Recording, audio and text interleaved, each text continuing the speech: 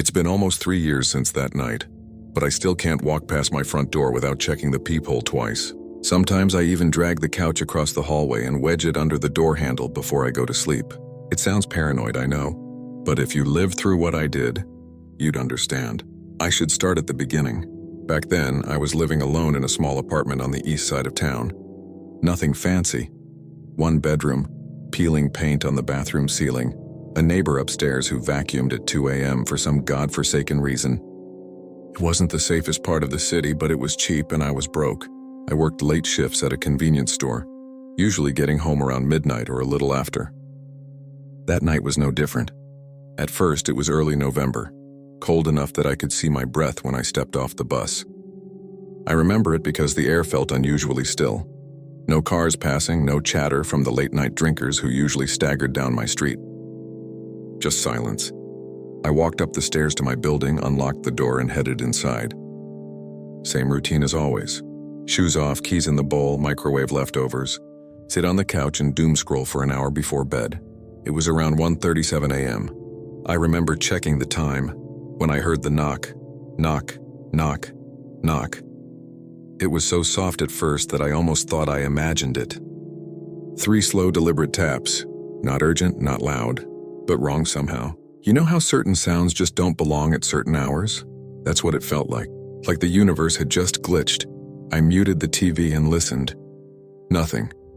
Then, about 10 seconds later, knock, knock, knock.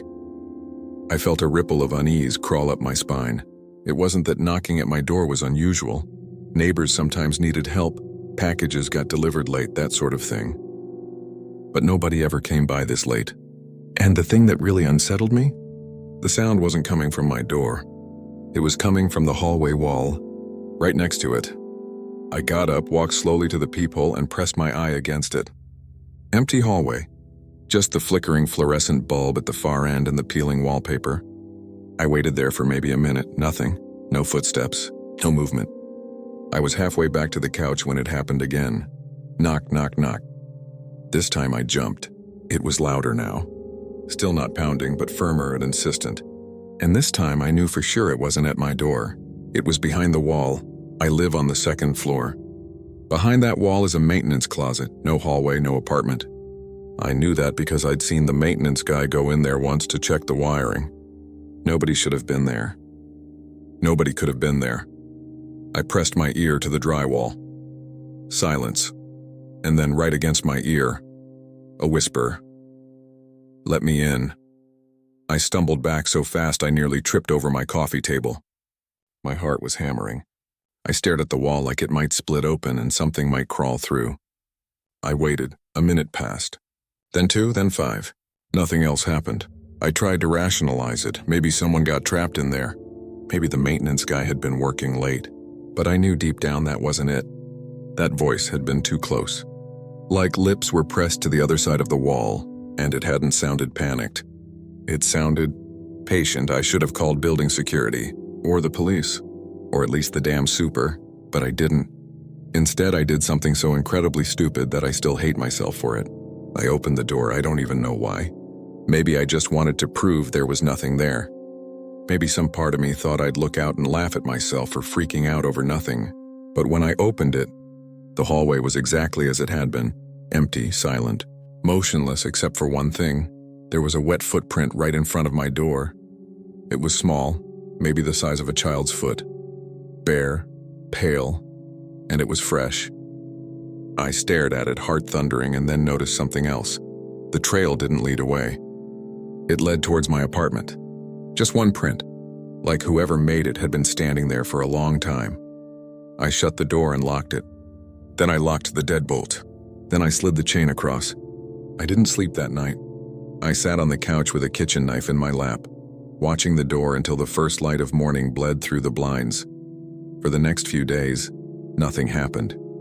I convinced myself I'd hallucinated the voice. That maybe the footprint was mine somehow, though deep down I knew it wasn't. Things started to feel normal again. Until the following Friday, I was brushing my teeth getting ready for bed when I heard it. Not knocking this time, scratching. Slow, deliberate scraping sounds coming from inside the hallway wall. It was rhythmic, steady, like nails dragging in a pattern. I froze. It went on for a full 2 minutes, then stopped abruptly. Then after a few seconds, 3 knocks, and louder this time, are we in a whisper, almost playful. "Still awake?" I dropped the toothbrush. My legs were shaking so hard I could barely stand. I didn't open the door. I didn't even go near it. Instead, I shoved my dresser against it and called 911. The operator sent a patrol car, but by the time the officers arrived, the sounds had stopped. They checked the hallway. Nothing. They checked the maintenance closet. Empty. One of them even smiled and told me it was probably pipes contracting from the cold. I knew better. For weeks, the knocking continued. Always around 1:30 or 2 a.m., always 3 times. Sometimes it came from the door. Sometimes the wall.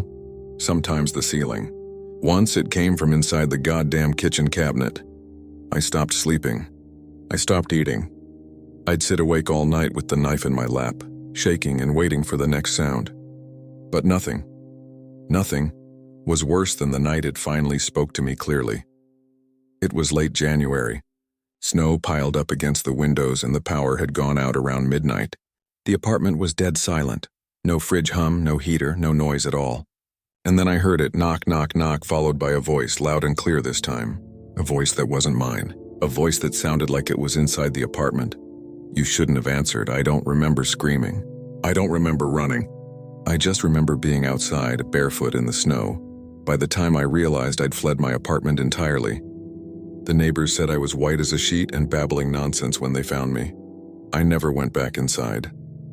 I broke my lease the next day. I moved across the city. I changed my number. I tried to forget, but sometimes around 1:37 a.m., no matter where I am, I still hear it. Knock, knock, knock. And a voice, patient and quiet, whispering through the dark, "Let me in." I wasn't supposed to be on shift that night. That's the first thing you need to know.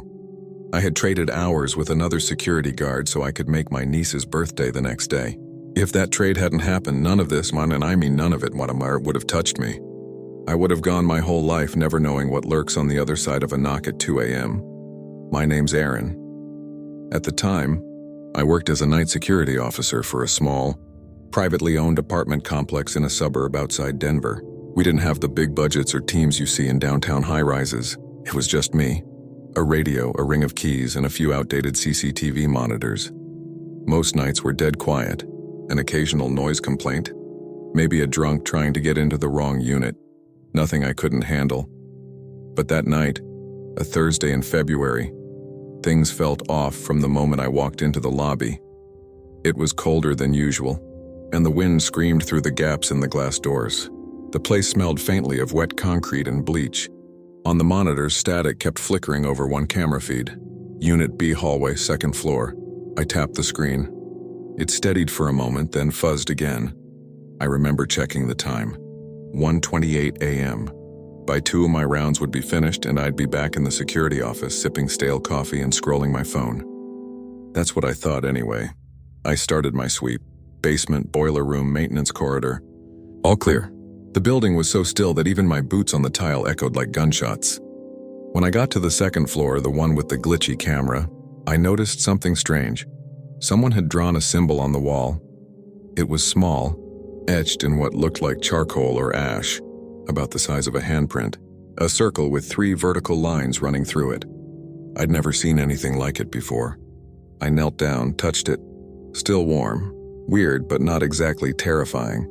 I made a note of it on my report pad and continued. When I finished my sweep and returned to the office, the building clock read 1:47 a.m. I poured myself that terrible coffee, leaned back in my chair, and glanced at the monitors.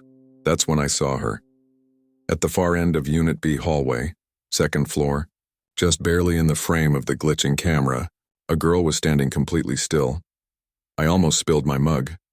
She was facing the wall, not the camera, not any door, just the empty plaster. Her head was tilted at an odd angle, like she was listening to something inside it, and she was wearing a red hooded coat that looked too big for her. I watched for a solid 2 minutes. She didn't move, didn't shift, didn't breathe as far as I could tell. At 1:51, the feed cut to static. I grabbed my flashlight and radio. Now look, I know how this part sounds. Every horror movie starts this way. The security guard goes to check it out and never comes back. But what was I supposed to do? It's my job. And more importantly, if some kid had wandered in off the street in the middle of a freezing February night, she could have been in real danger.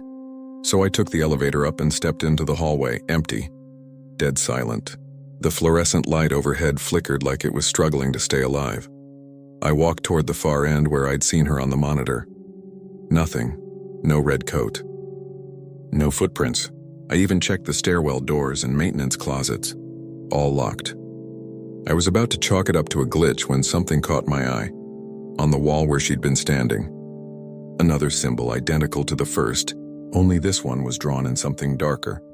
And it was still wet. I'll admit it. That's when the unease really started to crawl in. I wiped the symbol with a tissue. Dark red, thick blood. I didn't say anything over the radio.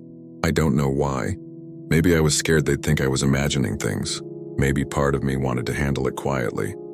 I finished my round early and returned to the office. Checked the monitor again.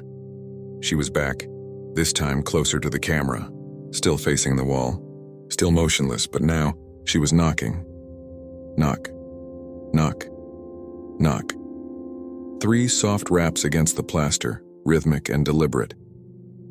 I leaned closer to the screen. It was faint, but I swear I could see her lips moving, like she was talking to the wall, and then, slowly she turned her head toward the camera. Her face, God, I'll never forget it. It wasn't that she was disfigured or monstrous. In fact, she looked like any ordinary teenage girl. But her eyes, they were gone. Just smooth, pale skin stretched over where they should have been. Yet I felt that she was looking right at me. I jumped back from the screen. My heart was slamming against my ribs. And then the feed cut out again. I don't remember deciding to go back up there. I just know that 5 minutes later I was standing in that hallway again, flashlight trembling in my hand, breath coming out in sharp white bursts. This time, there were footprints. Bare, wet, small, leading straight toward apartment 204. 204 was vacant. Had been for weeks. The tenant had broken their lease suddenly and left in the middle of the night. We hadn't even cleaned it yet. The footprints stopped right at the door. And then from inside, knock, knock, knock, building security, I called out, "Is anyone in there?" Silence. Then a giggle, faint, childlike, followed by a whisper so soft I almost thought I imagined it. "Let me in." My stomach turned to ice. I stepped back, radio shaking in my hand. "Dispatch, this is Unit 3. I've got an unauthorized presence on the second floor. Requesting backup, static." I tried again. Nothing. The radio was dead. That's when the door to 204 slowly creaked open on its own. I know I should have run. Every instinct in my body was screaming at me too, but I stepped inside. The apartment was pitch black except for the faint orange glow of a streetlight leaking through the blinds. It smelled wrong, like rust and rain and something sweet rotting. I swept the beam of my flashlight across the floor, empty. Kitchen, empty. Living room, empty. But when I reached the bedroom, my light caught something that made my knees go weak. Symbols. Dozens of them. Hundreds.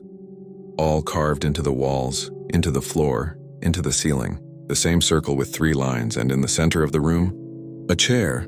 A wooden chair, old and splintered, facing the corner. And sitting in it, the girl in the red hood she was humming. Not a song I recognized, just a slow, tuneless hum. And when my light touched her face, she stopped. "You answered," she whispered, and then she vanished.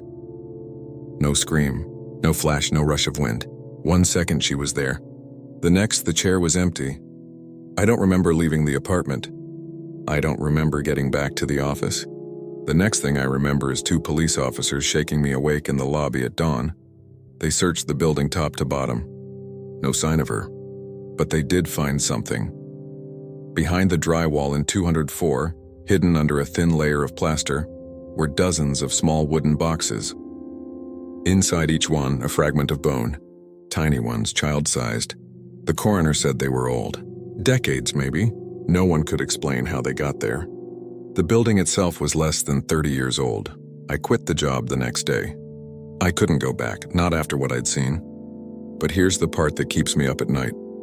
2 weeks later, I got a call from my old supervisor. A new guard had started. On his 3rd night, just before 2 a.m., he radioed in something strange.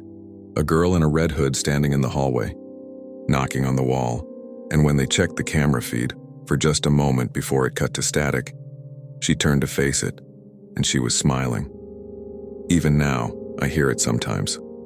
In my house, miles from that building, 3 soft knocks on the wall beside my bed, always at 1:51 a.m., and then a whisper, patient and polite, right against my ear. You answered. I swore I'd never talk about this. Even now, typing these words makes my hands shake and my stomach twist. But after what happened last night, and after hearing it again, I think it's too late to keep silent. If you've read the stories online about the late-night knocks, maybe you think they're just creepypastas. Urban legends, clickbait. I used to think that too until the night I opened my door and realized this thing doesn't just knock. It chooses. I'm James. I work night shifts as an EMT in Aurora. I've seen a lot of messed up things on the job. Car wrecks, overdoses, shootings, and I thought nothing could scare me anymore. But this started with a call that didn't make any sense. It was a little after 2 a.m., mid-March. My partner Cole and I were finishing a routine transport when dispatch patched through a request. Welfare check. 2114 Winston Ave, report of repeated knocking and screaming from inside. Nothing unusual there. Probably a domestic disturbance or someone having a psychotic episode. But when we pulled up to the address, I realized I'd been there before.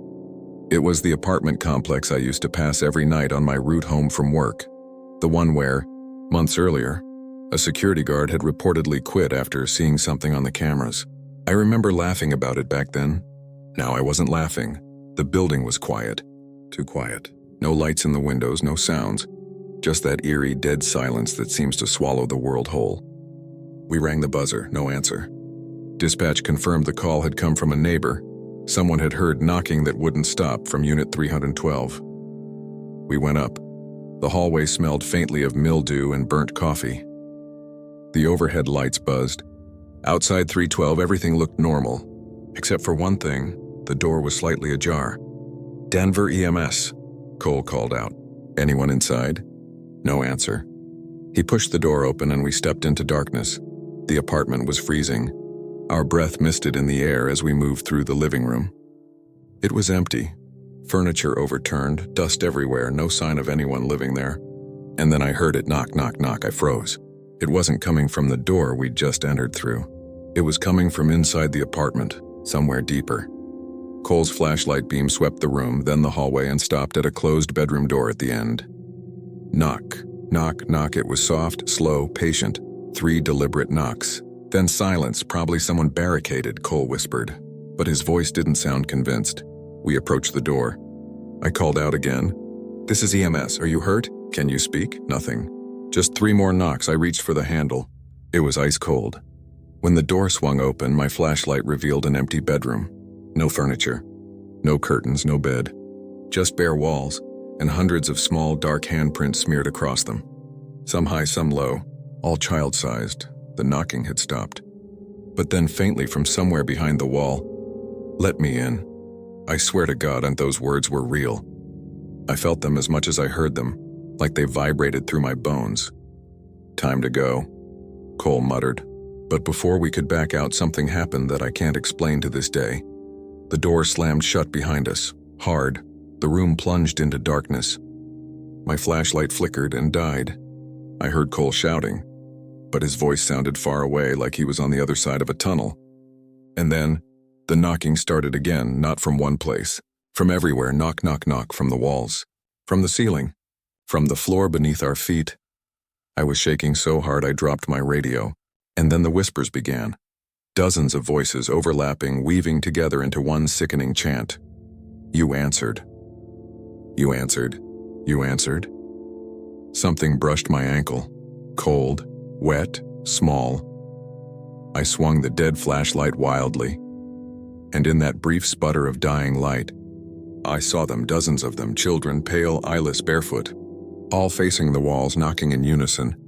Their skin looked paper thin, stretched over bones that moved too slowly. And in the corner watching me was a girl in a red hood. I must have blacked out, because the next thing I remember is waking up in the stairwell with 2 police officers crouched over me. Cole was outside throwing up on the sidewalk. They said they found the apartment empty. No handprints. No children. No signs of anyone living there. We both quit the job the next week, but that wasn't the end. A few weeks later, I started hearing it at home. It always happened the same way. 2:03 a.m., 3 knocks on my bedroom wall. Always the wall that faced the outside. Always slow. Always deliberate. At first I told myself it was pipes, or raccoons, or my imagination. Then one night I heard a voice too, faint like it was pressed right against the drywall. You answered. I moved apartments. Then cities. Then states. Didn't matter. The knocking followed me. Everywhere I go, every place I sleep, every home I try to build, the knock finds me. And now it's not just me. It started happening to my girlfriend. Then my brother. Then my neighbor downstairs. All of them described the same thing. 3 slow knocks in the night, followed by a whisper asking to be let in. I thought it was coincidence, until my brother texted me a photo at 2:14 a.m. last month. It was his living room wall, and on it, scrawled in dark, wet letters, was a circle with 3 vertical lines, the same symbol that had been on the apartment wall, the same one carved into the bones police later found in the foundation of that building, the same one scratched onto my bathroom mirror this morning. I don't think this thing is a ghost. I don't think it's one person or even one entity. It's something older, deeper, something that waits, and once you answer, once you acknowledge the knock, you're marked. It doesn't matter where you go. It doesn't matter if you run, hide, or bury yourself underground. It will knock, and it will wait, and sooner or later it will find a way inside. I haven't slept properly in weeks. Every night I sit awake, knife in hand, staring at the wall. The knocks come at the same time. Always 3, always patient, but last night was different. Last night the knocks came from inside my closet, and then for the first time a new voice spoke. A man's voice, hoarse and wet and close enough that I felt his breath on my neck. You're not the only one who answered. I don't know what that means. I don't want to know. But if you're reading this and you hear it, I'm on the knock. I'm begging you, don't answer. Don't speak. Don't move. Don't even think about opening the door, because once you do, it's already too late.